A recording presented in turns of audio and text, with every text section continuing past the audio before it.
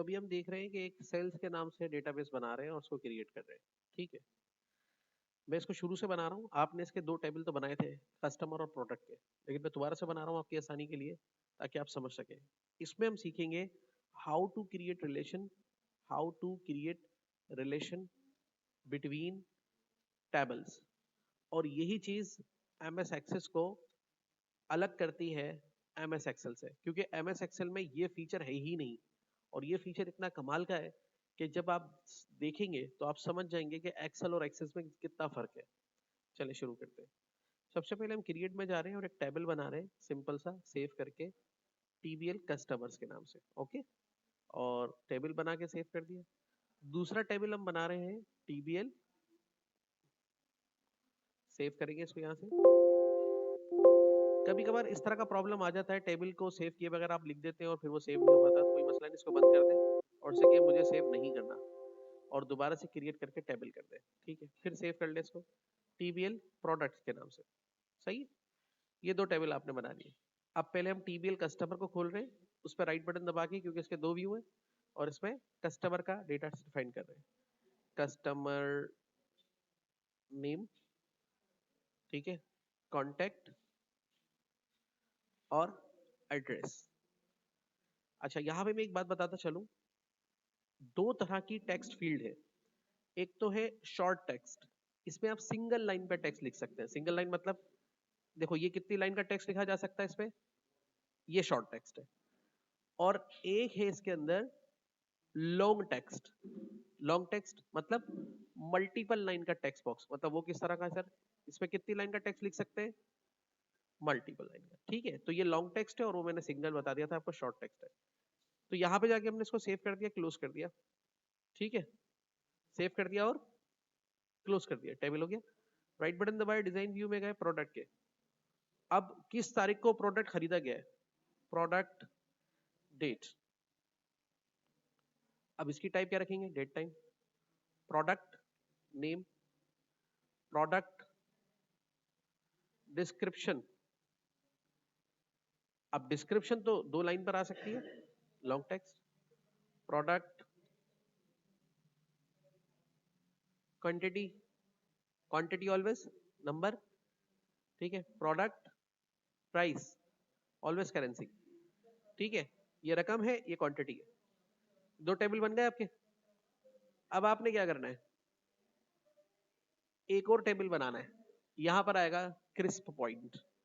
एक और टेबल बनाएंगे और उसका रिलेशन बनाएंगे हम इन दोनों टेबल के साथ। रिलेशन चेक करने का क्या तरीका है, database tools, relationship, add tables, add table. देखो अभी यहाँ कोई भी टेबल का कोई रिलेशन नहीं दिखा रहा आपको, सही है। बंद कर दे, क्रिएट करें, टेबल पर जाए। कहाँ क्लिक करेंगे, टेबल पर। अब देखिए इसका नाम क्या रख रहे हैं, सेल्स। क्या रख रहे हैं, ओके, क्लोज। सेल्स वाले टेबल का क्या खोलेंगे, ओके। सबसे पहले जब सेल होगी तो सबसे पहले उस दिन की तारीख, ऑर्डर डेट, और उसकी टाइप क्या रखेंगे, डेट टाइम। सही है। अब ऑर्डर कौन देगा, ऑर्डर कौन देगा, कस्टमर। अब यहां पे माइक्रोसॉफ्ट एक्सेल होता तो हमें कस्टमर का नाम लिखना पड़ता, हर बिल पे कस्टमर का नाम लिखना पड़ता, पर हमें इसमें नाम लिखने की जरूरत ही नहीं पड़ेगी, क्योंकि हम सीख रहे हैं रिलेशनशिप बनाना दो टेबल के दरमियान में। तो जब कस्टमर का डेटा होगा वो कौन से टेबल में होगा, कस्टमर के टेबल में। तो हम ये कह रहे हैं इस टेबल में कि हम कस्टमर का नाम लिखेंगे नहीं, कस्टमर का नाम ले आओ कस्टमर के टेबल से। कस्टमर का नाम ले आओ, कैसे लाएगा, इसके लिए हमें इन दो टेबल के दरमियान में क्या क्रिएट करना होगा, कैसे रिलेशन क्रिएट करेंगे, लुकअप विजार्ड। ये पूछेगा भाई क्या चाहते हो, खुद से वैल्यू लिखना चाहते हो, हमने कहा नहीं, हम चाह रहे हैं कि तुम एक टेबल में से डेटा लेकर आओ। ये कह रहा है कहां से लेकर आऊं, नेक्स्ट। तो हमें कौन सा टेबल का डेटा चाहिए, सिलेक्ट। आ गया कस्टमर का टेबल, सिलेक्ट। अब कह रहा है भाई कस्टमर के टेबल में ये 3 फील्ड्स हैं, कस्टमर नेम, कॉन्टेक्ट, हमें क्या चाहिए, कस्टमर का नाम। तो क्लिक करेंगे और क्या कर देंगे, इसको ऐड, क्या करेंगे, नेक्स्ट नेक्स्ट, और इसको क्या कर देंगे, नेक्स्ट, और इसको क्या कर देंगे, ये बन गया रिलेशन। ओके, कस्टमर ऑर्डर किसका देगा, प्रोडक्ट का। माइक्रोसॉफ्ट एक्सेल होता तो प्रोडक्ट का नाम लिखना पड़ता, माइक्रोसॉफ्ट एक्सेल से तो हम दो टेबल के दरमियान में क्या बनाएंगे, रिलेशन। अब कौन से वाले टेबल से रिलेशन बनाए, सेम प्रोसीजर, क्लिक, क्या लेंगे और क्या करेंगे, नेक्स्ट। कौन से टेबल को चूज करेंगे, वेरी गुड, क्या करेंगे,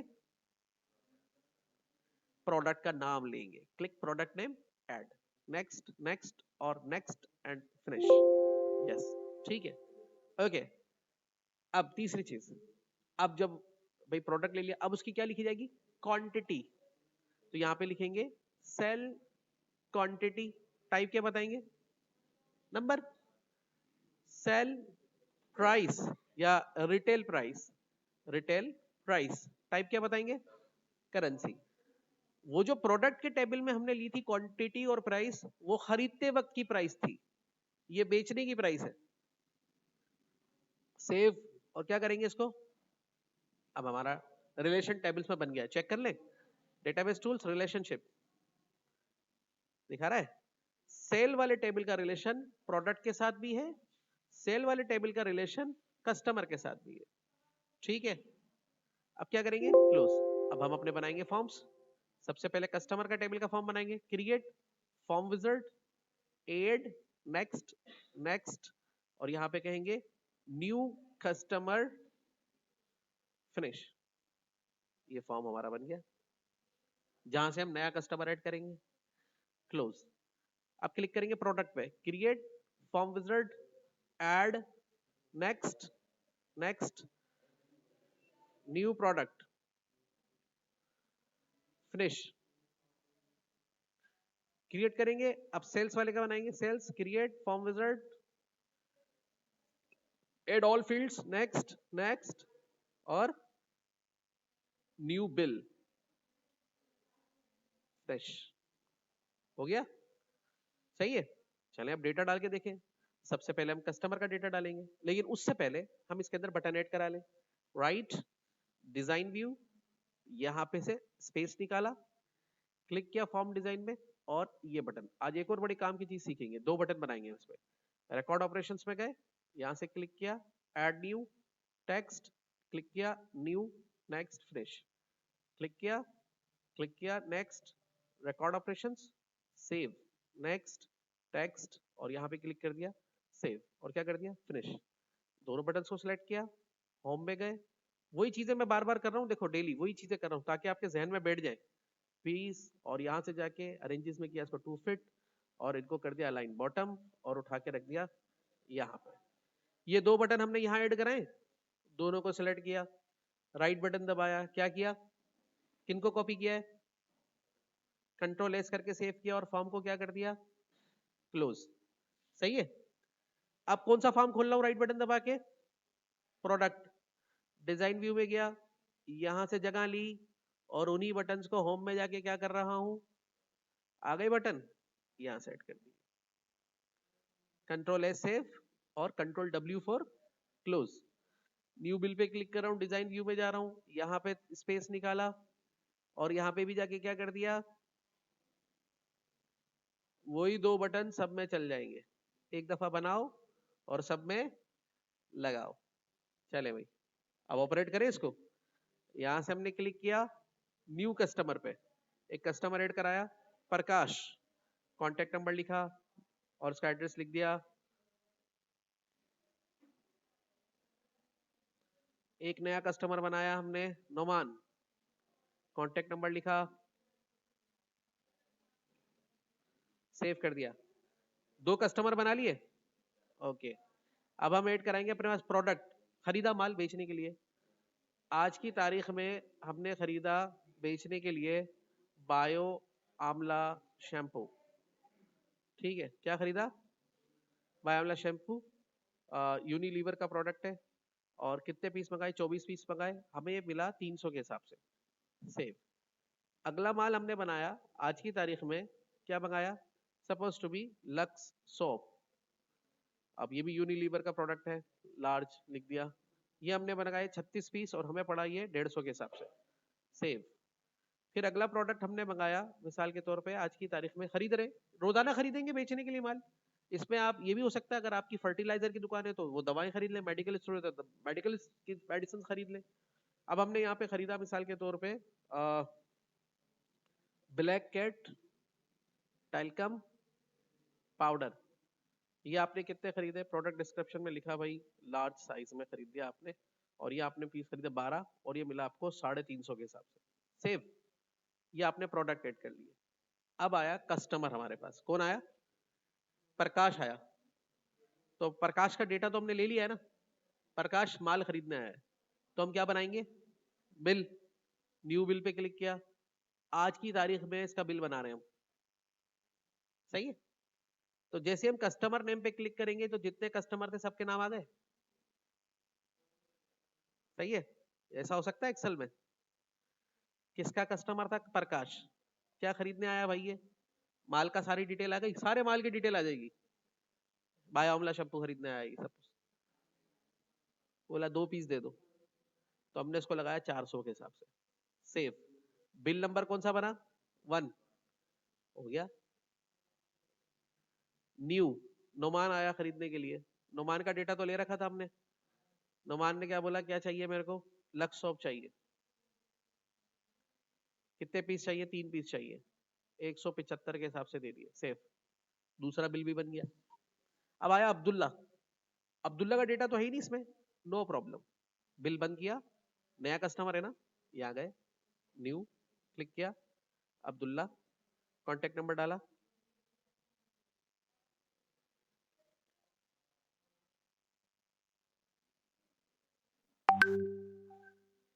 डेटा ऐड कराया, क्लोज, न्यू बिल किया, न्यू बिल क्लिक, आज की तारीख का बिल बनाया, आ गया अब्दुल्ला।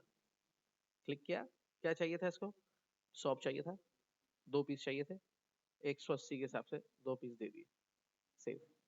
अब देखो कितनी खूबसूरती के साथ कस्टमर का डेटा कस्टमर के टेबल में सेव हो रहा है,